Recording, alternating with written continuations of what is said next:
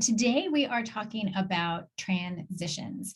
And I am sure, like every other mom out there, we go through seasons where we finally feel like we have it figured out, and then everything changes, whether it's a stage our kids go through or something that happens in school or times of year or activities our kids get involved in or a relocation. Like everything that we thought that we could count on, everything we thought that we could have the hang of, kind of what goes away, right?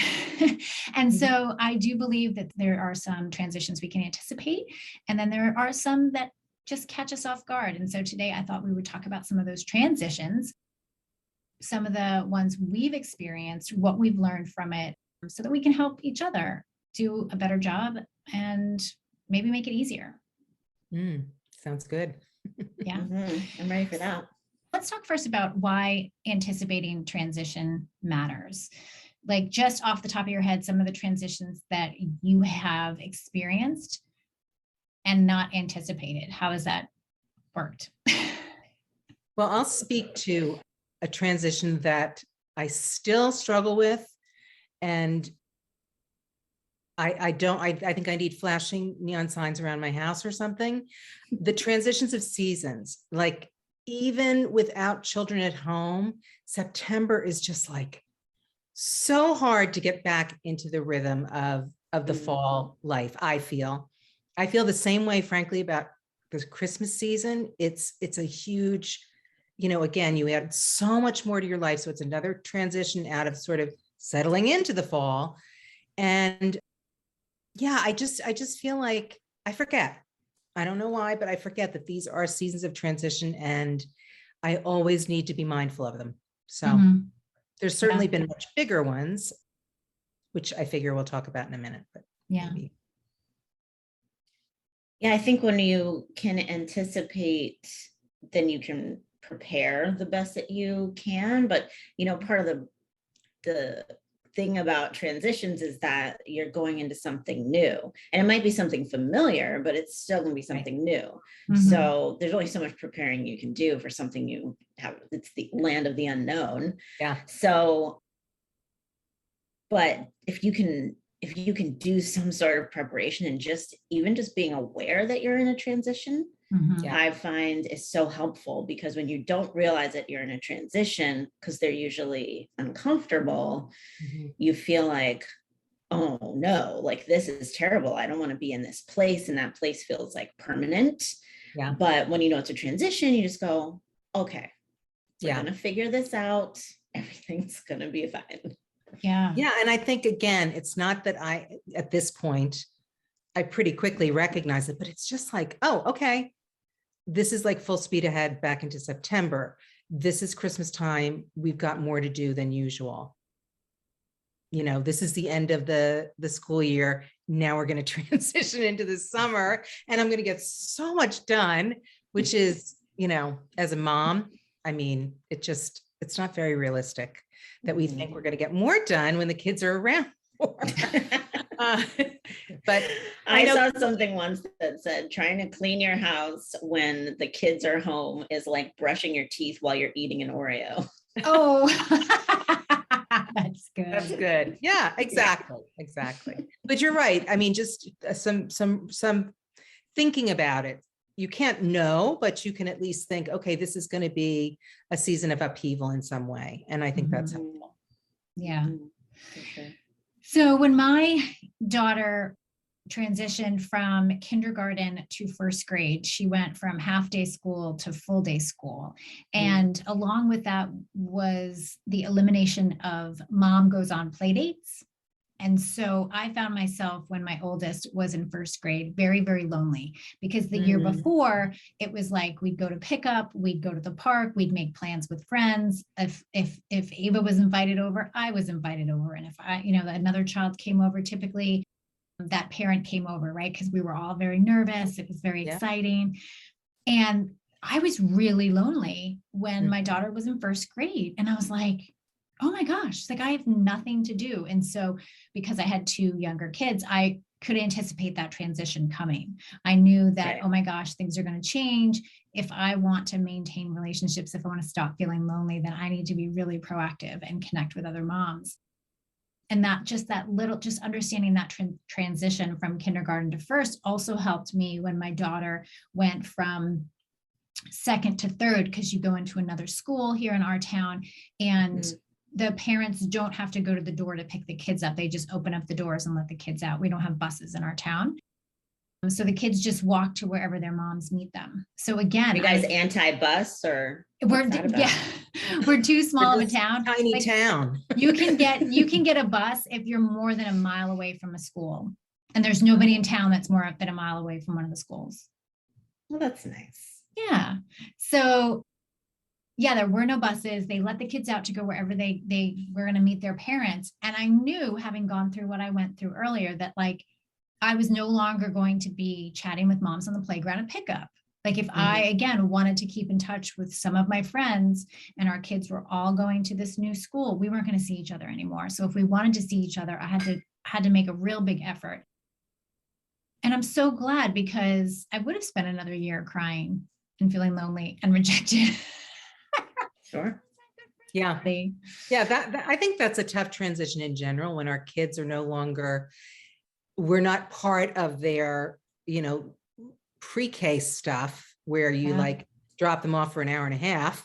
So you might as well have coffee with a friend or whatever, or just, I remember having older kids go to school, and then the younger ones, I would have play dates with the younger ones and their moms, So that's a big transition in terms of our social life, I think. Really big. You have to really learn to be intentional about getting together with your people. And it's a shift too, because not everybody that you conveniently hung around with are you going to choose to hang around with. So there's that transition too. Yeah. Yeah. Yeah. What about you guys? Give me an example of the transition. Well, I'll tell you, when my daughter was preparing to go to college, my oldest, well, my stepdaughter had already gone, and now it was my firstborn. And I pretty much cried for a year. No. Oh, I did. I really did.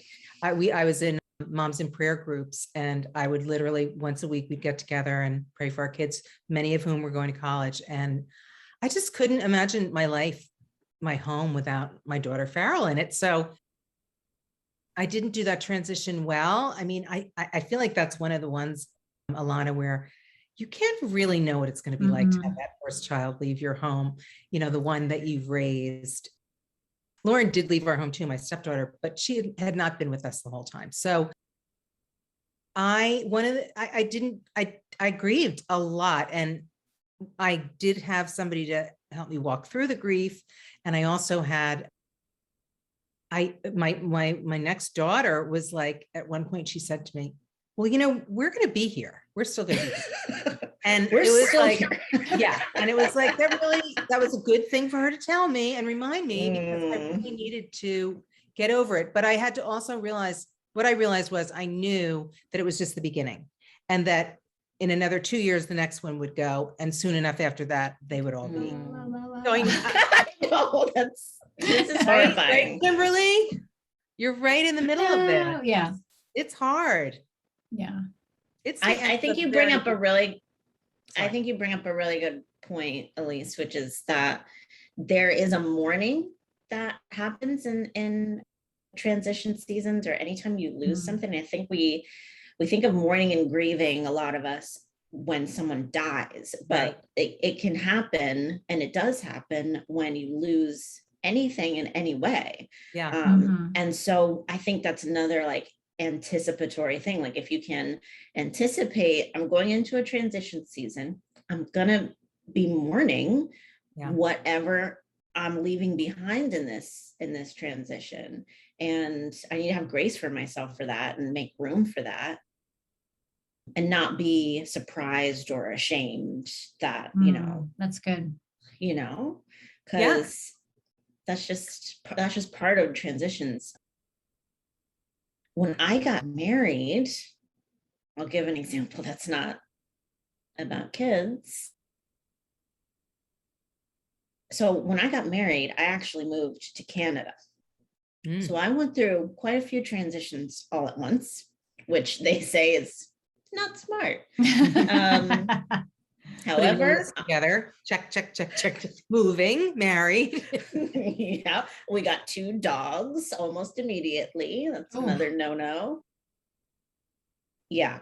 So we had 1 car. My husband he worked a lot. I was home by myself. And so, but the big thing for me when I got married was that nobody told me, I found this out years later, is that marriage doesn't fix your problems. Oh, It Oh, that's Oh, good. that. amplifies your problems. yeah, yeah. Oh, yeah, yeah. Why didn't anybody tell me that? We did premarital counseling. And motherhood will do the So- same, right? Like a lot of us Yes. think, oh, when we have Yes. Oh, kids, yeah. when we finally get to Totally. be home with the babies, everything will be different. I mean, No, honestly, you come to face with yourself in a whole new way. you do, you Yes. do. I think that's a really good point, Alana, in terms of those huge transitions. And Kimberly, Mhm. she was mentioned. So if you talk about the transition to being married, I don't know anybody who didn't have a rough time of that first year. It was kind of like, oh, wait a minute. This is what this looks like. I can tell you, I actually talk about it. I've recently, I talk about it in MOPS because it was such a shocker for me. And then the changes that kids bring, it's like, Mhm. those are big transitions. And I think if we do extend grace to ourselves, it's really important. And it's also important to recognize you've got these tremendous gains, but actually grief and joy coexist in Mhm. especially the Yep. kind of grief we're talking about. Like Mhm. they Mhm. really do. I can be Yeah. really excited about being married and at the same time be kind of like, well, I've lost certain connections with people, or my identity as, whatever, a sister in a certain way, a daughter in a different way. Mhm. So yeah, I mean, I have a great counselor and she has said to me recently, grief is part of every day, like little griefs. You know how we talk about big trauma and little trauma now? Big grief, little grief. There's a lot of little losses as we go through. Mm, So accepting that as a part of life, I think is really, yeah. So see, my problem was I had people, not just a couple, but I had people around me whose first year of marriage was bliss. oh, okay. And I was like, What's wrong with that? hey, like, how are you guys doing? It's like not great, right? And Yeah. they're like, no, I love it. It's so this and this and this. Oh. And so I really felt like out to sea. And now as I'm older, I have, maybe a wider range of friends who've had various different experiences. Apparently, that first year is usually like a real high or a real low. And, if you can get through that first year, and then for the ones that are the real highs, understanding that does come down at some point, it Right. doesn't just stay there. But yeah, that's why, a conversation like this is so great, because there's different perspectives. Yeah. And to know that that's just really helpful, just to Yeah. know that, the way, and not in a comparison way. No, No, but just in a way of like, hey, everybody's a little bit different, but we also have a lot of things that are the same too, and can help each other through these transitions. I think that is, I hope that that's the gold that we can somehow bring, that we have different experiences and different voices, because I think that's one of the most difficult things about being human. But I think particularly wives and spouses, and what does marriage look like? What does parenting look like? I think those two areas are idealized, and and then there's real life, and that's the way it is. And we think that there is often something wrong with us. Like, she's looking like it's great over there. They're having sex every night of the week. All those kinds of things that we think are happening in other people's lives. And it does us no good No. to think that we're supposed to be like somebody else. We got to figure it out for ourselves, and it's okay. Yeah. So Lana, what was your big takeaway from that season? Oh my gosh. I mean, you already told us what you wish you had known. Yeah, I wish I would have known that, that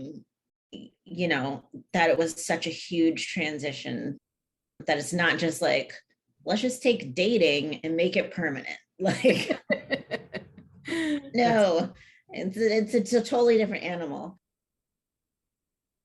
But I think that from navigating that, first of all,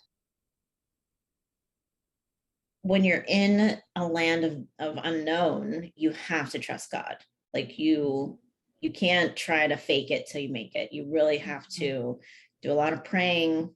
For me, there was a lot of crying. I'm not airing any dirty laundry by saying this. This is part of our testimony as a couple. But you know, you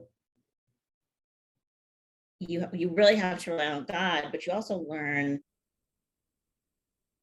that you can be resilient, and that these, this too shall pass, and all shall be well, and all shall be well, and all manner of things shall be well. So there's a resilience, I think, that you learn when you come to the other side of these difficult, whatever kind of difficult season, but also through a transition.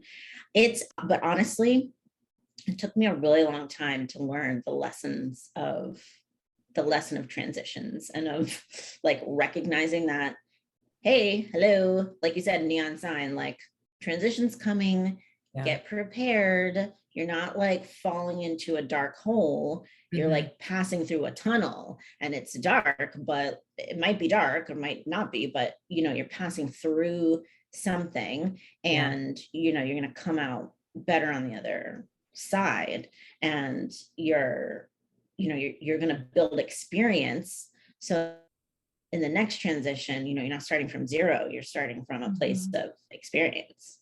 Yeah. True. Yeah. So can you guys think of a transition that you were prepared for and you were able to handle?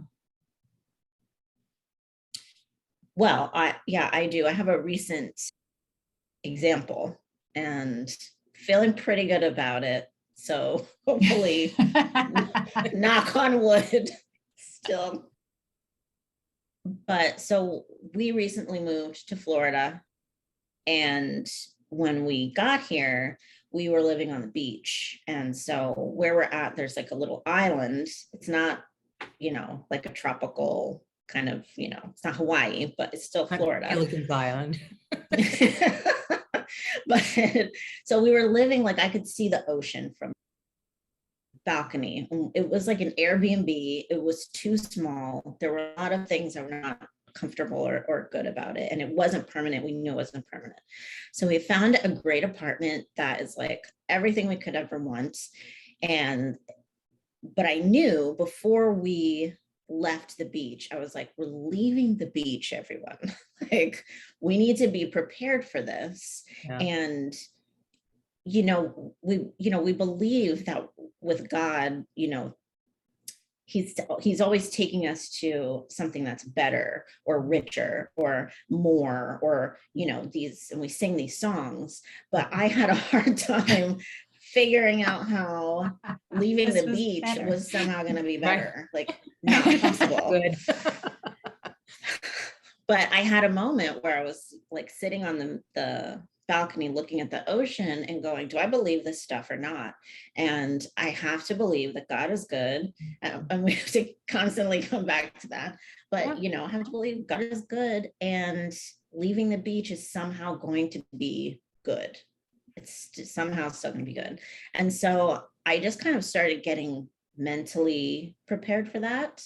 Like I just had a sense that we're going into a season of work, which is good. Work is good. We're going into a season of settling in rather than a season of vacation and just like, do whatever you want, whenever you want to. And so I was mentally prepared for that. But I also was aware of, okay, so we're going to need to keep the vibes going. So we're going to have to be intentional about going to the pool, or just get in the car, and drive to the beach. We can't see the beach, but we can still drive to the beach. And so I feel like we've navigated that really well. And I also was aware that there was going to be some mourning, and there was. And I was like, this stinks, because there's no place for me to there's just not a good spot for me to go outside and have my coffee with my journal and commune with God Love and that, nature. We have like a little back porch, but it's right at the stop sign road Yeah. in the apartment complex. It's just like the worst. It's not, you're on Aw. display. So, you know, but to know that you're going to be navigating that makes all the difference. Yeah. You know, I've had experiences where, and I know that you have as well, where, you know, tragedy strikes and you weren't prepared for that. And it's kind of like, you're trying to like get back up. So I was prepared for that. And I was prepared to go into a season where I'm working full time, I'm homeschooling the kids. What do we need around us? What do we have to do to make this work and be enjoyable? I want my home to be peaceful. So all of these things I was able to kind of get ahead of them. And not to say that there haven't been times where I was like, when's this season over? Let's transition to the next one. We're good. Kind of done. Yeah, we've experienced it. Thanks, Lord. We're ready. But, you know, yeah, I think I'm finally not just learning the lessons, but like applying the lessons. Yeah. And I think that's, you know, again, sometimes we do and sometimes we don't, meaning sometimes we apply the lesson and sometimes we don't. Really, you want me to talk about, I did do one transition well. Okay, so let's talk about it. But it took me transitioning and shifting my mind when we were moving out of our home where we had raised our kids and been there for 26 years. And I'd lived in the town since 1968, which gives you a little view into my age. I really was sad and upset about it. And I couldn't quite get to the looking forward to it part. I had a kind of bad attitude. I'd go see these houses and I'd be like, they're like dirty and they're old and our house looks so nice. I remember. Of course, it's been staged. It's been staged for selling. So of course it was like pristine. And then honestly, this is what happened. My window was open and there was a breeze coming through and my curtains were fluttering. And I really felt the Lord say, I am opening a window to a new life for you. And I really received it. And my husband, and I started to think, okay, Chris and I have an opportunity to go forward. My husband and I, our kids are not moving with us. We get to choose a house for us. We have like freedom that we haven't really ever had.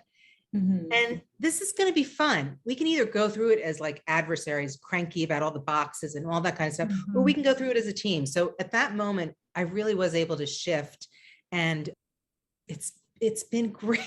It's been really great. And Chris and I created a teamwork like we hadn't had maybe ever. It was really a wonderful transition. So that's my I like that you're talking about teamwork, because if we can anticipate transition, then we can help our families, especially our children, anticipate transition. You know, I have been known to kind of get caught up in my own self and my own feelings and not realize that others are impacted by the transition that we're going through. You know, I think you mentioned about your daughter. My oldest is now at college, and I knew that it was going to be a different season for me, but I had no idea how it would impact my other children. I had no idea how it would impact us corporately. And that's been my biggest struggle. I was prepared for me and I had worked through that and I had processed that by the time she went, I was so excited for her. But then to see sort of what was left and how it impacted everybody, I wasn't ready for. Yeah. So I have had to make sure I'm checking in with my kids. How are you guys doing? Like, and figuring out how we function as a family without her. Yeah. Like for weeks, it felt just not right. It felt like we didn't want to do anything too fun because Ava was not here with us. Should we wait till she comes home? And so figuring out how we were going to function as a family, I didn't anticipate that we'd need to do. Yeah, that's a good one. This is so, I'm very upset now. No. My daughter's 10. We're talking about all the sad things. I already rely on her like for so many things. And I'm just like, not just because I, rely on her, but wow. Yeah, you're right. That's awful. You enjoy her. She's not going anywhere. Yeah. Well, that's the way I felt about my daughter. Yeah. Yeah. I Not know. allowed to leave. Yeah. Yeah. But at least you know how I like to like schedule. I have fits and spurts where I'm really good at time blocking. But for the most part, I try to stick to it and really anticipate things on my schedule. We have family meetings. And I would say that the biggest transitions that I've been that because they are secular and they happen often is like a sports season or Yeah. a change in our schedule. Yeah. So like this year I have 2 kids in high school sports and one who's not here. So the 2 that are in high school sports, I literally was going from having them home all day to them being at school, like having an empty house till 6 o'clock every day, which has been brand new. So I was really conscious about how do I fill my time so that I don't like at 3 o'clock start walking around the house and then roaming around the house for 2 or 3 hours until they come home. You know what I mean? Like not really getting anything done. So how will I use that time? And then the reverse of that is as well. In the past, when we've gone into sports season, like our big season is spring. So, I have kids that do soccer and lacrosse, and knowing that our schedules would be insane, making sure that I start to block out that time, like anticipate what is the next 2 months going to look like. Not, all the time, but knowing that, okay, 3 nights a week I'm out of the house. How does that impact my meal plan? Maybe it's 3 nights a week we have the slow cooker, or it's, one night, we have soups or we have sandwiches. Like how can I be aware of what my schedule and my time, what I really have to work with my time?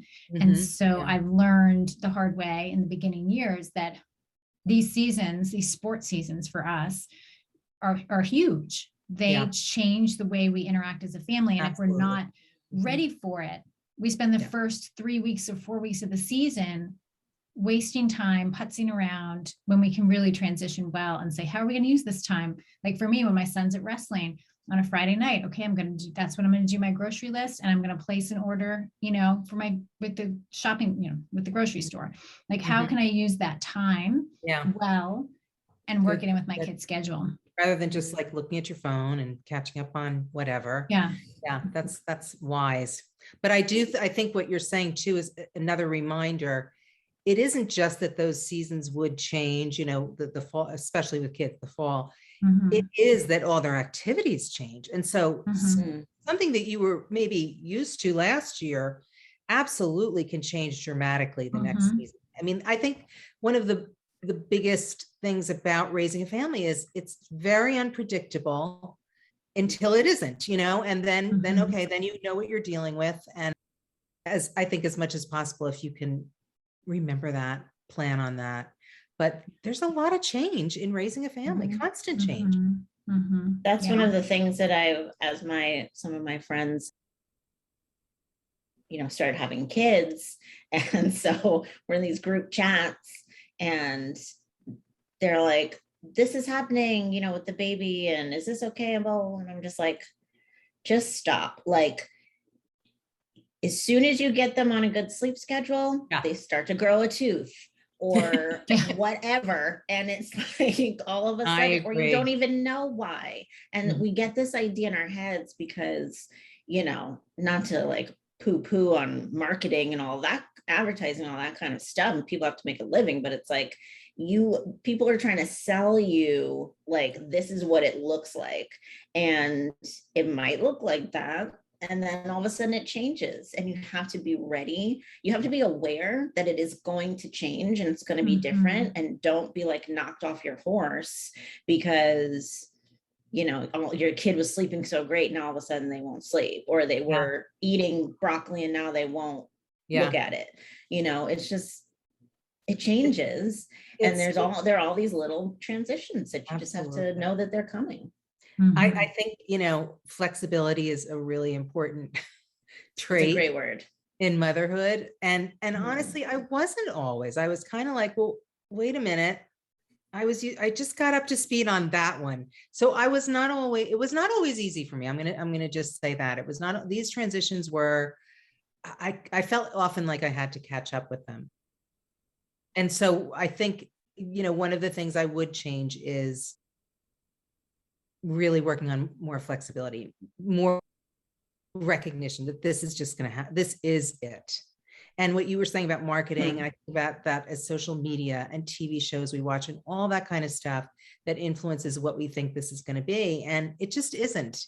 We all have our own journey and our own road. And, you know, if we can just keep that in mind and just be like, okay, I have to figure out what works for my family in this season of maybe 2 months, whatever it is. It can be a very short season, and just not be looking to the right and the left and make it work. Like you just said, Kimberly, you know, some of these meal things are like sandwiches and soup, not a 3-course meal every night. And if I don't do the 3-course meal, then there's something wrong with me. I'm not up to snuff here. So I think it's really important to let ourselves off the hook and make it work for us.